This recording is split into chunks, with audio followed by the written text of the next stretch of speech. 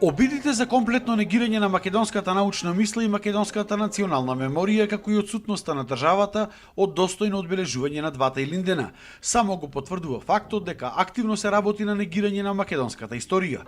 Ова беа дел од ставовите искажани на научната трибина во Крушево по повод 120 години од Илинденското востание, која на никаков начин не била поддржана од државата и била единствена од ваков вид за овој голем ден, а во организација на Матицата на иселеници на Македонија и поддржана од неколку општини. И сите обиди во денешно време да се негира и научноста, но и македонската меморија, одат во насока да се опонира или да се избрише македонството, или пак ние научниците сакаме исто така да се спротиставиме на она што го пишува во договорот од 2017 година заедничка историја.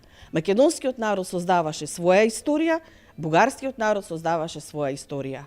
И ние секогаш ќе ја проучуваме македонската историја, а македонскиот народ секогаш ќе се сеќава на својата колективна меморија, на своите предци. Отсуството на државната заинтересираност за овие настани јасно говори колку бегаат од македонската содржина и одат на линија на негирање на македонската историја. Ние само како индивидуалци и како луѓе кои што си ја сакат и си ја почитуваат собствената држава, се решивме да бидеме дрски, да речам, и безобразни, за да им опонираме на оние кои што сакаат да ја избришат македонската историја и да ги лишат нашите идни поколенија од чувството на припадност или на достоинство кое што им го дава Илинденското востание и нормално и јасномските решенија. Македонија не е држава за подкусурување и нема да биде народ кој што ќе дозволи достоинството да му се гаси. Председателот пак на МАНУ истакна дека денес Македонија била повторно поробена држава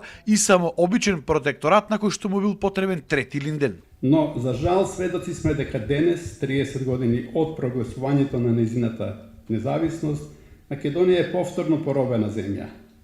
Протекторат, вазал, банана држава, неоколонијален феуд. Изберете кој од овие термини и нема да погрешите.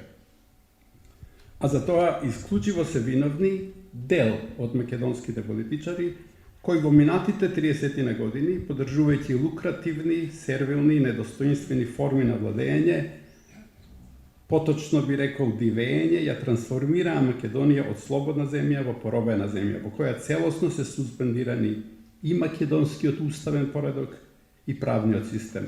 Нам насушно ни треба трети Илинден.